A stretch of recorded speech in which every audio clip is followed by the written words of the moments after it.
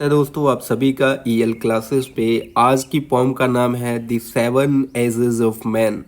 इंसान के सात दशाएं, इंसान की सात एज आती है, जिसे यहाँ पे विलियम शेक्सपियर जो है वो एक ड्रामा के रूप में बताते हैं कि इंसान का जीवन एक ड्रामा ही है, जहाँ पे सात प्रकार की दशाएं जो है या सात प्रकार के रोल जो है वो एक इंसान अपने जीवन के अंदर प्ले करता है और प्ले करने के बाद वो वहाँ से चला जाता है। तो दोस्तों, आपको बता दूं कि ये वाली जो पोएम है वो एज यू लाइक इट के अंदर से उठाई गई है। अगर हम बात करें राइटर के बारे में, तो इनके बारे में हमें एग्जैक्ट तो नहीं मालूम, लेकिन फिर भी इनका जन्म 1564 और मृत्यु 1616 के आसपास इनकी मानी जाती है। ये एक इंग्लिश प्ले राइट हैं, पोइट हैं, एक्टर हैं और अपनी ग्रेट राइटिंग के बारे में इंग्लिश लैंग्वेज के अंदर इनका काफ़ी बड़ा नाम है दोस्तों। इन्होंने बहुत फेमस वर्क्स लिखे हैं जैसे रोमियो एंड जूलियट, हैमलेट और मैकबेथ जैसे। तो चलिए दोस्तों, अब हम इस पोइम को स्टेप बाय स्टेप समझने की कोशिश करते हैं। इसमें सबसे पहले राइटर बोलते हैं कि ऑल द वर्ड्स स्टेज, कि ये जो पूरा संसार है ये एक स्टेज की तरह है।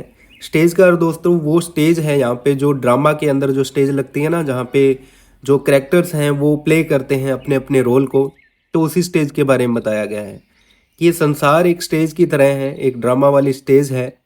And all the man and women merely players, merely का अर्थ दोस्तों केवल, कि यहाँ पे लोग, चाहे वो इंसान हो या व्यक्ति हो या महिलाएं हो, वो अपने रोल को केवल प्ले करते हैं। They have their exit and their entrance, entrances का अर्थ वो अंदर प्रवेश करते हैं स्टेज के अंदर, अपने रोल को अदा करते हैं, और एग्जिट का मतलब बाहर चले जाते हैं। And one man in his time plays many part, और एक जो व्यक्ति है वो अपने जीवन में बहुत सारे रोल्स जो है या बहुत सारे पार्ट्स जो है उनको प्ले करता है, उनको निभाता है। His act been seven ages, उसका जो एक्ट है वो सात स्टेजों में रहता है। चाहे कोई भी व्यक्ति हो या महिला हो, वो हमेशा सात स्टेज से गुजरता है। एट फर्स्ट द इन्फेंट, सबसे पहले एक नवजात बच्चा। म्यूलिंग एंड प्यूकिंग, जो रोता और चिल्लाता है। In the nurse arm, nurse के हाथों में, जैसे उसका जन्म होता है तो नर्स के हाथों में वो रोता चिल्लाता है। And then the whining school boy, और तब दूसरी दशा में वो एक स्कूल बॉय बन जाता है जो हमेशा वाइन करता रहता है, जो हमेशा रोता रहता है। विद हिज सैचल, अपने बस्ते के साथ। एंड शाइनिंग मॉर्निंग फेस, और चमकदार, जैसे सूरज सुबह सुबह चमकता है ना, तो उनका चेहरा भी वैसा ही चमकदार होता है, एकदम ब्राइट। वो अपने ब्राइट चेहरे के साथ, अपने बस्ते को साथ लिए, वो रोता रोता स्कूल की तरफ जाता है।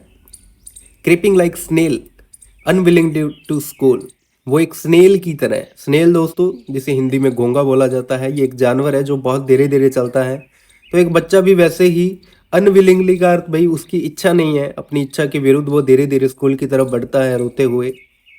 एंड देन द लवर, और तब एक प्रेमी के रूप में। साइंग लाइक फर्नेस, साइंग का अर्थ होता है आहें भरना, जो कि आहें भरता है एक भट्टी की तरह, एक फर्नेस की तरह।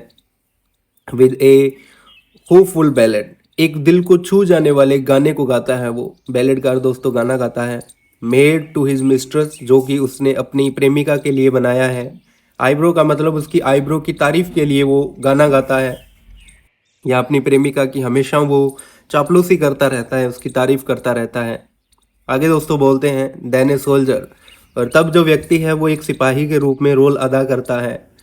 Full of strange oath, oath का अर्थ होता है दोस्तों शपथ लेना, जो कि बहुत अजीबोगरीब शपथें लेता है कि मैं ये कर दूंगा, वो कर दूंगा, ये करना है, वो करना है। अजीब अजीब सी शपथ खाता है वो, कस्में खाता है।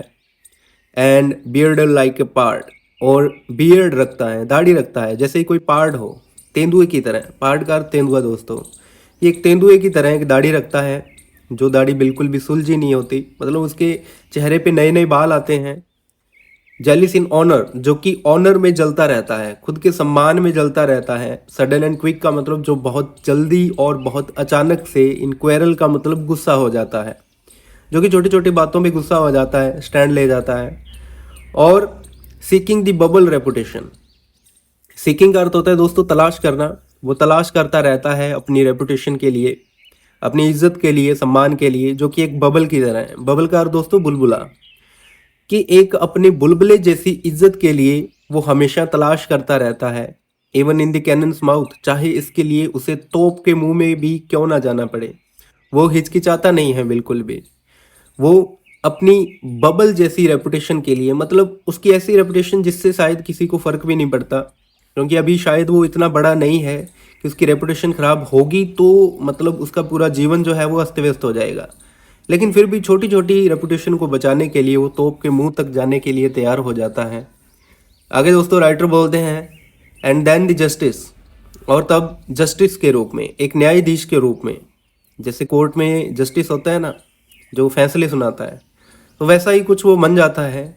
इन फेयर राउंड बेली, उसकी तोंद जो है वो मोटी ताजी हो जाती है। बेली का दोस्तों उसका पेट, उसकी तोंद काफ़ी राउंड हो जाती है, मोटा हो जाता है। विद गुड कैपन लाइन, कैपन लाइन का दोस्तों मुर्गों का मांस खा के वो काफ़ी मोटा हो जाता है, उसका पेट बाहर आ जाता है।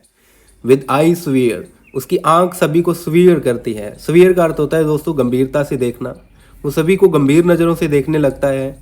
And beard of formal cut, और अपनी दाढ़ी में फॉर्मल कट लगवाना शुरू कर देता है, मतलब कि अपनी इच्छा अनुसार वो दाढ़ी को एडजस्ट करता है। जैसे कि जो लड़के हैं वो अलग अलग स्टाइल की दाढ़ी रखते हैं, वो अलग अलग प्रकार के कट लगवाते हैं, तो वो भी अपनी दाढ़ी में कट लगवाना शुरू कर देता है। फुल ऑफ वाइज सोज, उसके जो सोज हैं, सौकार दोस्तों उसकी जो कहावतें हैं वो काफ़ी वाइज लगती है सुनने में, जैसे कि वो समझदार हो गया हो।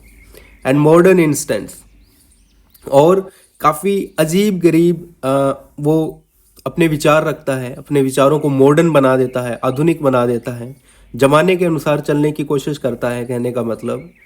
And so he plays his part, और ऐसे ही वो अपने पार्ट को प्ले करता रहता है। तो आगे दोस्तों वो एक नए स्टेज में एंटर करता है जो है सिक्स्थ स्टेज, मतलब ये उसकी 6वीं age. The sixth age shifts, उसकी 6वीं जो उम्र है वो शिफ्ट होती है into a lean and slippered pantaloon. Lean का अर्थ दोस्तों एक पतला सा, स्लिपर्ड का अर्थ चप्पलें पहना हुआ, पेंटलून का अर्थ दोस्तों वैसे पैंट है, लेकिन यहाँ पे एक कॉमेडी कैरेक्टर से है कि वो एक कॉमेडी कैरेक्टर के रूप में वो निकल के आता है, जो कि ढीले ढाले से कपड़े पहनता है, चप्पलें पहनता है और काफ़ी मजाकिया लगता है। विथ स्पेकल्स ऑन नोज, अपनी नाक के ऊपर चश्मा लगाता है वो। एंड पाउच ऑन साइड, वैसे पाउच ऑन साइड का दोस्तों हम इस बात से मानते हैं कि उसके साइड में जेबें लगी होती है, लेकिन यहाँ पे पाउच का अर्थ जेब से नहीं है, ये वो जेब वाला पाउच नहीं है। पाउच का अर्थ उसकी आंख से है कि उसकी आंख के नीचे जो पाउच बन जाते हैं ना, उसकी आंख सूज जाती है नीचे से, या आप जिसको डार्क सर्कल बोल सकते हो, कि उसकी आंखें सूज जाती है। वो अब टेंशन लेना शुरू कर देता है, डिप्रेशन में चला जाता है, या बहुत बार वो तनाव के कारण सो नहीं पाता, जिसके कारण उसकी आंखों के नीचे पाउच बन जाते हैं, उसकी आंखें सूज जाती हैं। हिज यूथफुल होज, उसकी ये जो होज है, होज का अर्थ जो उसका पजामा है जो यूथफुल है, जो उसने पहले कभी सिलवाया था। वेल सेव्ड का जिसने कभी सिलवाया था अच्छे से। Ever too wide for his shrunk shank, वह बहुत छोटा हो गया है, बहुत वाइड हो गया है उसकी शैंक्स के लिए। SHAN के शैंक का अर्थ होता है दोस्तों जांग, उसके जो पट्ट होते हैं ना जिसको हम जांग बोलते हैं, कि उसकी जो जांघें हैं उसके लिए उसका पजामा बहुत छोटा हो गया है। And his big manly voice, और उसकी जो दमदार मर्दाना आवाज़ है, turning again toward a childish treble, वो दोबारा एक बच्चे जैसी हो जाती है, उसकी आवाज़ वापस बच्चे जैसी हो जाती है। एक बच्चे की आवाज़ जैसे धीरे धीरे भारी होने लगती है, तो जैसे वो बुढ़ापे में आता है तो उसकी आवाज़ वापस पतली होने लग जाती है। पाइप्स का मतलब उसकी आवाज़ पाइपों जैसी हो जाती है। पाइप का अर्थ दोस्तों वैसे एक सीटी होता है, कि एक सीटी की तरह। एंड विसल, विसल का अर्थ भी सीटी होता है। इन इज साउंड, उसकी आवाज़ में सीटी सी सुनाई देती है, जैसे छोटे बच्चे रोते चिल्लाते हैं तब उनकी किलकारियों में से कैसे सीटी जैसी आवाज़ आती है, तो वापस उसकी आवाज़ वैसी ही हो जाती है। दमदार मर्दाना आवाज़ से अब वो वापस सीटियों जैसी आवाज़ में आ जाता है। और दोस्तों आगे राइटर जो हैं वो बोलते हैं, the last scene of all, और अंत में उसका एक अंतिम जो सीन है, जो अंतिम किरदार वो निभाता है, that and this strange eventful history, वो इस इवेंटफुल हिस्ट्री को एंड कर देगा। मतलब कि उसका जो प्ले है जो वो स्टेज के ऊपर निभा रहा है, अब उसका प्ले जो है वो हमेशा के लिए ख़त्म हो जाएगा, वो यहाँ से चला जाएगा, मतलब कि वो बूढ़ा बूढ़ा हो जाता है, बुढ़ापे में आ जाता है। इस सेकंड चाइल्डनेस, कि यह दोबारा दूसरे बचपने में आ जाता है। And mayor oblivion, mayor oblivion का दोस्तों सब कुछ भूल जाएगा वो। जैसे एक बूढ़ा व्यक्ति सब कुछ भूलने लगता है, उसको याद नहीं रहता कि ये कौन है, ये कौन है। बहुत कम चीज़ें उसे याद रहती है। जैसे एक छोटा बच्चा होता है, उसे याद नहीं रहता कि ये कौन है ना? तो वैसा ही कुछ बूढ़े व्यक्ति के साथ होता है, वो दोबारा बचपने में आ जाता है, लगभग चीज़ें भूल जाता है। तो दोस्तों यहाँ पे लास्ट लाइन में आप देख सकते हो सांस लिखा हुआ है। सांस टीथ, सांस आईज, सांस टेस्ट, सांस एवरीथिंग। तो इस सांस का अर्थ है दोस्तों विदाउट, कि अब उसके पास नहीं है, वो विदाउट है, विदाउट टीथ। उसके पास दांत नहीं बचते, उसके पास आंखें नहीं बचती, उसके पास टेस्ट नहीं बचता और कुछ भी नहीं बचता। जो भी उसके पास था, जो भी उसकी इंद्रियां थी, वो सब इंद्रियां जो है उसका काम छोड़ देती है, उसका साथ छोड़ देती है।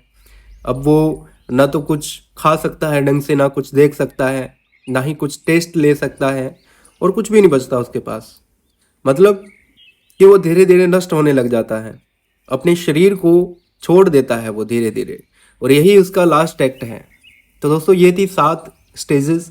होप सो आपके ये पोएम समझ में आई होगी दोस्तों।